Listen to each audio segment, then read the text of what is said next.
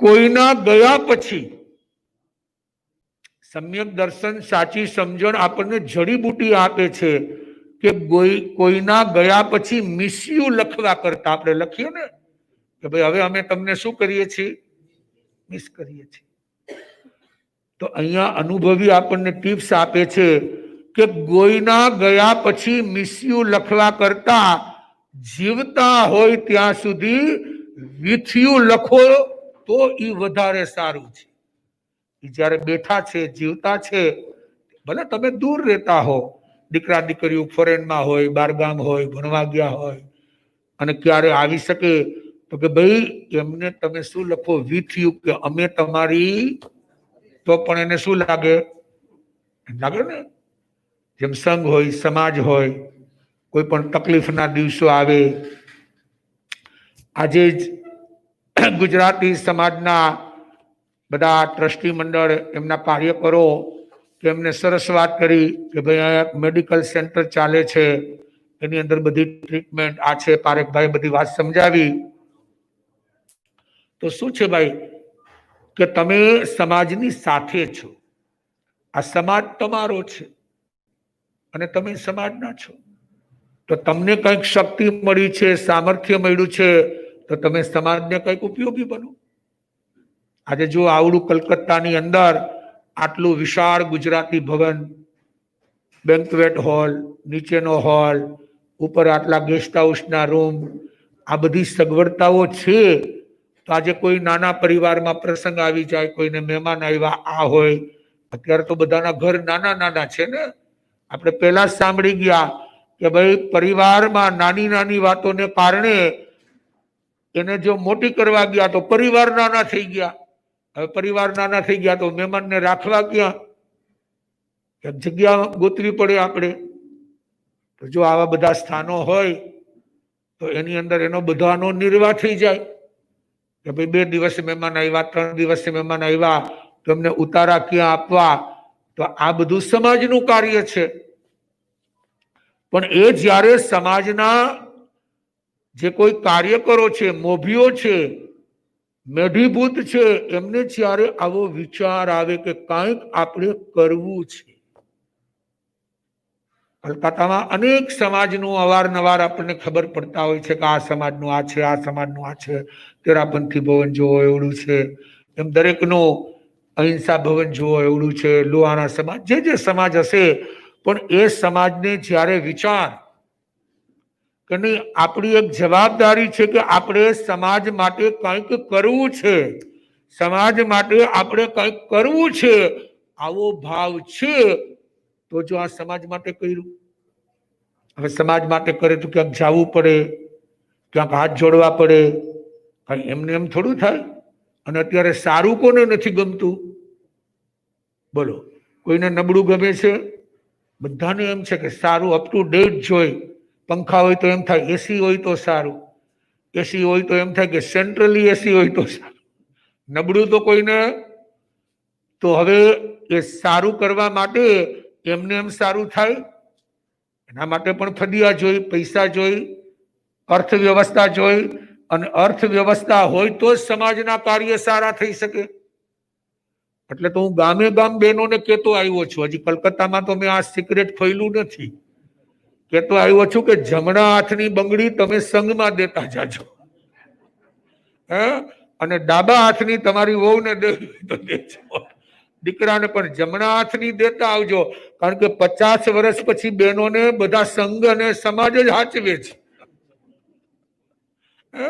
50 વર્ષની ઉંમર થાય પછી અપાસરામાં હોય તો એમ કેવી નિરાત હોય, પોતપોતાની બારી ભાવના બેન ગોતી લે, બસ મને અહીંયા જ ફાન. અરે પણ માસતીનો અવાજ પહોંચતો નથી કે માસતી ભલે બોયલા રાખે, હું તો મારી બારી.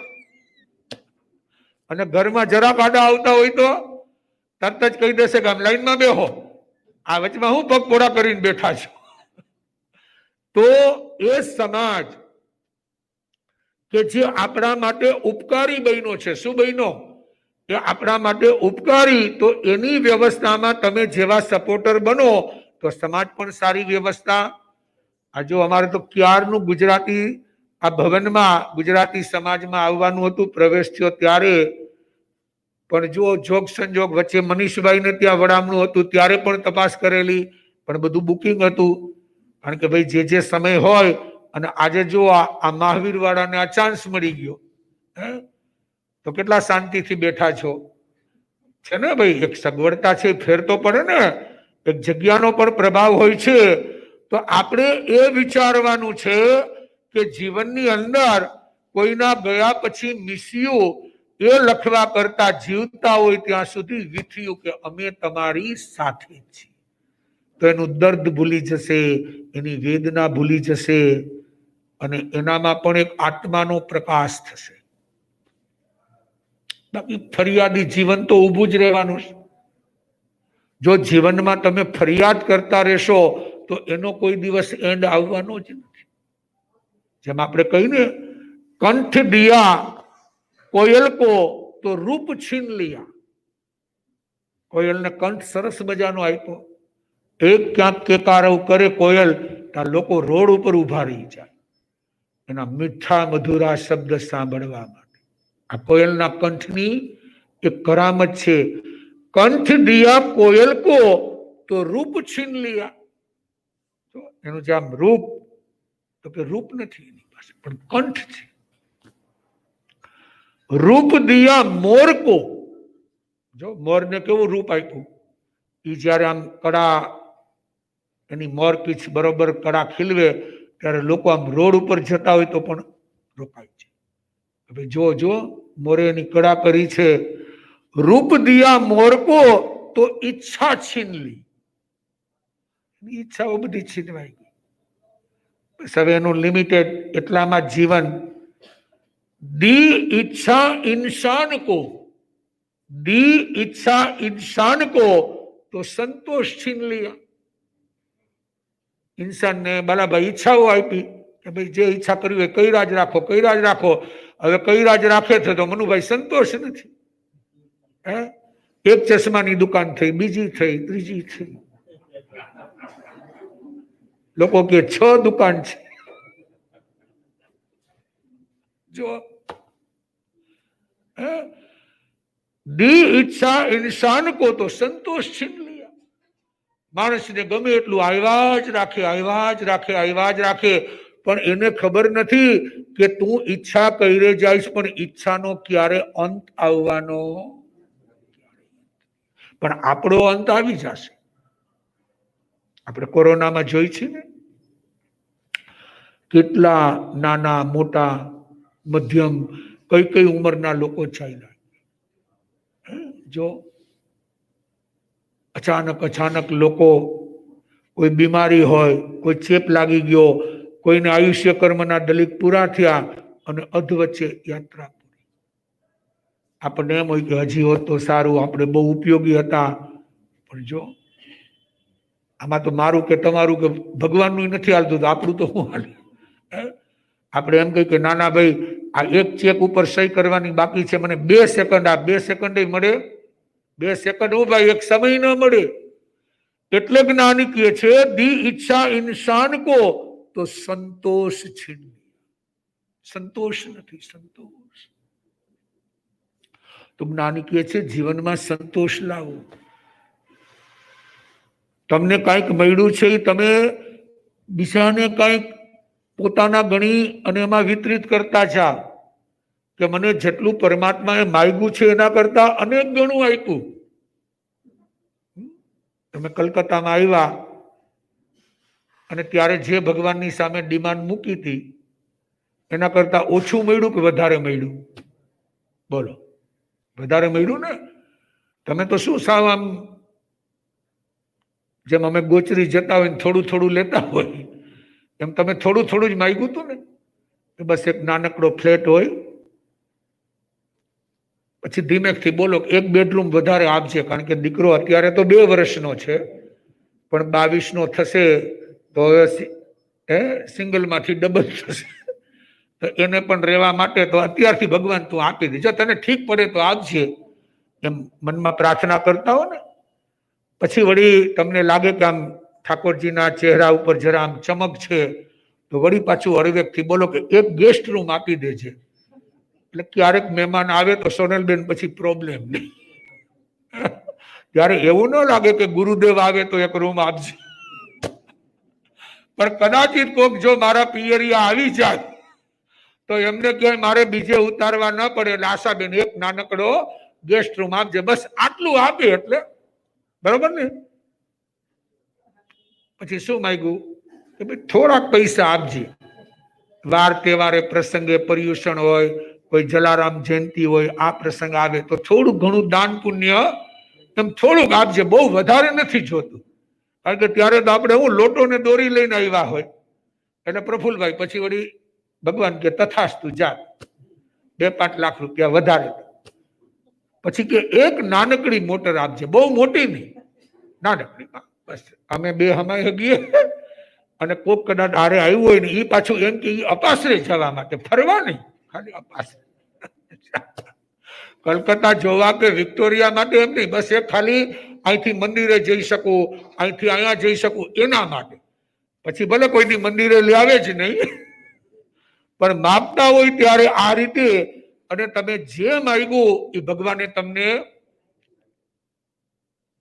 પણ પછી બાજુવાળાનો ચેપ લાગ્યો, આ કોરોના તો સારું કે થોડો સમય જ ચેપ લાગે, હવે બાજુવાળાનો લાગ્યો કે એને આટલો મોટો ને મારે નાનો, એટલે વળી થશે કે હવે મને શું આપો.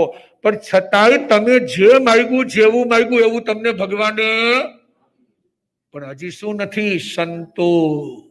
શું નથી? दी इच्छा इंसान को तो संतोष छीन लिया, આપણી પાસેથી સંતોષ નહીં. એટલે આ ભગવાનનું કામ જ એક છે કે એક આપે છે તો એક માઇનસ, એટલે સમ્યક દર્શનની જરૂર છે, સાચી શ્રદ્ધાની એટલે જરૂર છે. દિયા સંતોષ સંત કો, દિયા સંતોષ સંત કો, સંતને સંતોષ આપ્યો, થોડું મળે જેટલું મળે એમાં સંતોષ, અરે ન મળે તો પણ સંતોષ. કે ભાઈ ગોચરી ગયા, ઘર અશુદ્ધતા થઈ ગયા, અથવા તો ઘરમાં રસોઈ નથી, કઈ ઉપલબ્ધિ ન થઈ, અથવા અચાનક વરસાદ આવી ગયો, તો પણ ભગવાને કીધું અહો નિચમ તવો કમમ, કે ભાઈ તારે સેજે સેજે આજે ઉપવાસ થઈ જશે, સેજે સેજે આજે ઉણોદરી તપ, કે ઓછું આવ્યું છે તો ઉણોદરી તપ. દિયા સંતોષ સંત કો તો સંસાર છીન લિયા, આખો સંસાર એનો છીન. આ સંસારની ઉપાધિમાંથી, આદિ વ્યાધિ ઉપાધિમાંથી બહાર, હવે કોઈ બાંજગણ નહીં, કોઈ માથાકૂટ નહીં, કોઈ લમણાજીક નહીં. દિયા સંતોષ સંત કો તો સંસાર છીન लिया, दिया संसार चलाने देवी देवताओं को. સંસાર ચલાવવાનું કોને આપ્યું? દેવી દેવતાઓને. दिया संसार चलाने देवी देवताओं को तो उनसे मोक्ष छीन लिया. जो देवी देवता બધા પરિભ્રમણ કર્યા રાખે કે ભાઈ અહીંયા આનું મંદિર છે, અહીંયા આની ડેરી છે, અહીંયા આમનો ઓટલો છે, અહીંયા આ છે, જ્યાં જ્યાં એને જેવું જેવું અનુકૂળ બને કે આ મારા કુળદેવી છે, આ મારા સુરાપુરા છે, આ બધું મળ્યું તો પછી એને મોક્ષ ન મળે, કારણ કે ઈચ્છાઓ કર્યા જ રાખે, એટલે એનું પરિભ્રમણ ચાલુ.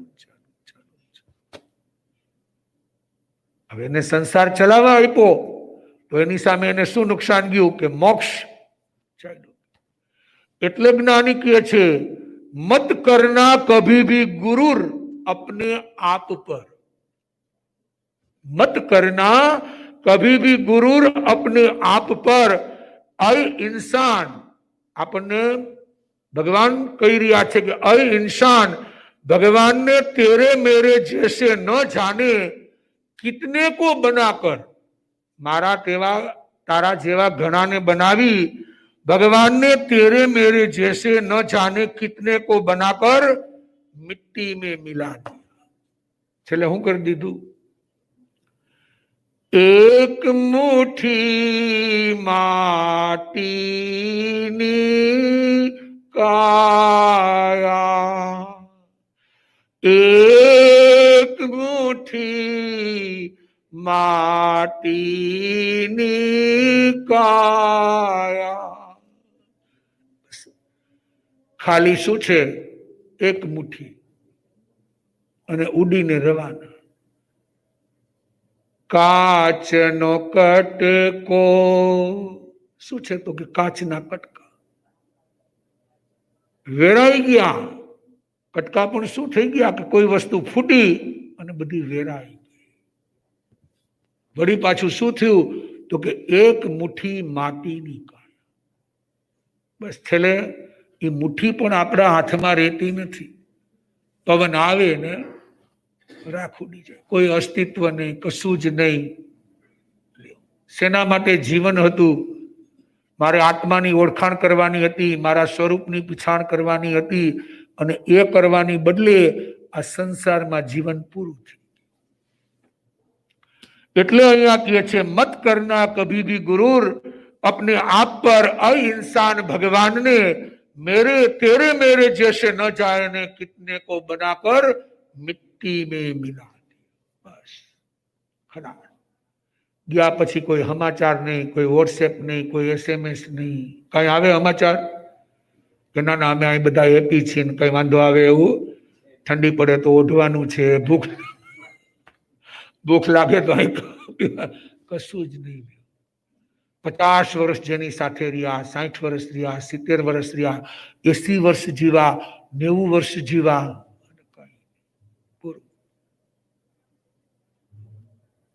માણસ ઈચ્છાઓમાં મૃત્યુ પામે છે. ધોરાજી પાસે એક મોટી મારડ ગામ છે, પટેલોનું ગામ. પેલા જૈનો હતા, દેરાસર છે, ઉપાશ્રય છે, પણ પછી ધીમે ધીમે બધા વૈષ્ણવ થતા ગયા ને જૈનોની વસ્તી ઘટી ગઈ. પણ 2-4 વિપાણી કુટુંબ ને એવા સુખડિયા પરિવાર, મૂળ જૈન. અને ત્યાં અમારે એક હર્ષુભાઈ વિપાણી કરીને હતા.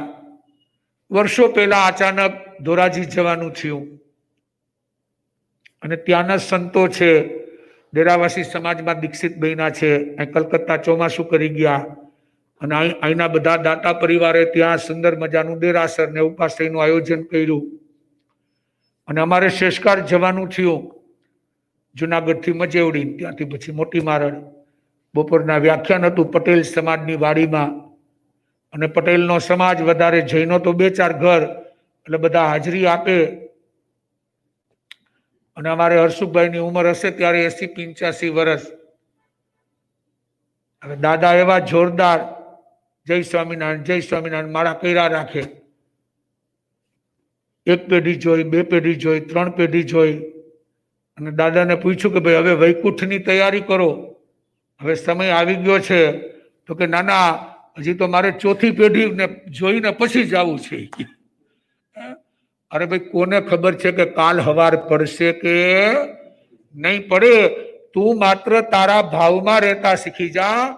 સાચી શ્રદ્ધાથી, સાચી સમજણથી જે છે એને જોયા કર અને એને જતું કર. આ બધું માનસિક દબાણ, ટેન્શન, તણાવ, ડિપ્રેશન, સ્ટ્રેસ આ શેનું છે? આ બધા વિચારો આપણા ઉપર અસર કરે છે. નાની નાની વાતો આપણા મગજમાં ઇફેક્ટ કરે છે. આપણે આમ કરીએ છીએ ને એ લોકો આમ કરે છે, આપણે આમ કરીએ છીએ ને એ લોકો આમ કરે છે. અને રિપોર્ટ કરાવો તો બધા નોર્મલ આવે છે. રિપોર્ટ કરાવો ડોક્ટર શું કહેશે? કઈ તકલીફ છે નહીં. અને જે તકલીફ હોય રિપોર્ટમાં આવે નહીં. આવી પાછો પ્રોબ્લેમ છે ને, કારણ કે હજી એના કોઈ મશીન, ભલે ગુજરાતી સમાજે મેડિકલ સેન્ટર કર્યું છે, પણ એમાં એવું મશીન નથી કે તમારા મગજમાં શું ચક્કર હાલે છે, કે ભાઈ એનો MRI આવે કે એનો એક્સરે આવે, તો કે હજી સુધી એના મશીન શોધાણા નથી. અને ડોક્ટર કહેશે બધું નોર્મલ છે, કોઈ જાતની તકલીફ નથી. પણ જો એને ચેન નથી, ક્યાંય ચેન નથી, કારણ કે અંદરમાં ઈચ્છાઓનો સળવળાટ છે, સંતોષ નથી. સંતોષ એટલે ભગવાન કહે છે મર્યાદામાં આવો. જેમ જેમ તમારી ઉંમર વધતી જાય છે તેમ તેમ તમે બધું ધીમે ધીમે ધીમે કરતા ઘટાડતા જાઓ. નહીતર અશાંતિ અશાંતિ અશાંતિ. અને જો છેલ્લે પછી ભગવાનનું નામે યાદ ના આવે, કઈ પ્રભુની ભક્તિ યાદ ના આવે, અને એમ કરતા કરતા જીવન પૂરું. હવે જેના માટે તમને મોકલાતા એ કામ બધું અધૂરું રહી ગયું. એટલે જ્ઞાની કહે છે કે આ જીવન જે છે એ લિમિટેડ, બહુ મર્યાદિત છે.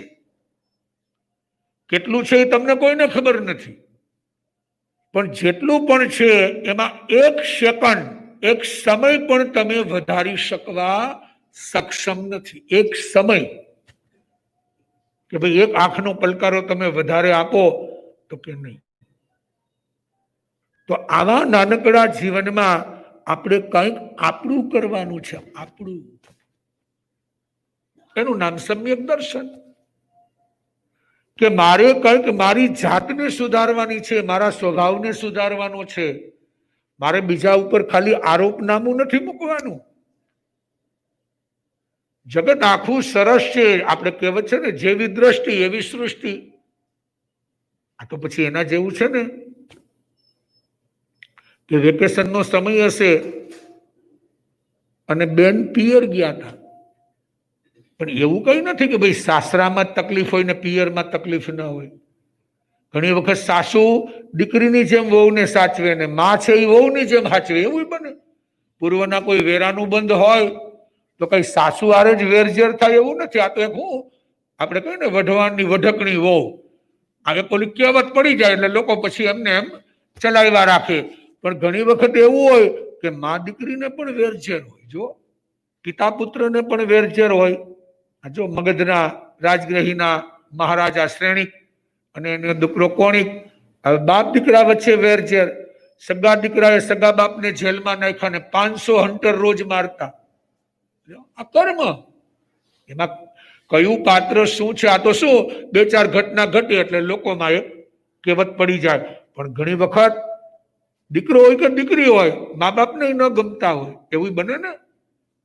બેન પિયર ગયા હતા પણ ત્યાં એને કઈ મેળ નહીં, પણ આ તો વ્યવહારથી જે કઈ જેમ અમારે છાણા ઉઠાણા હોય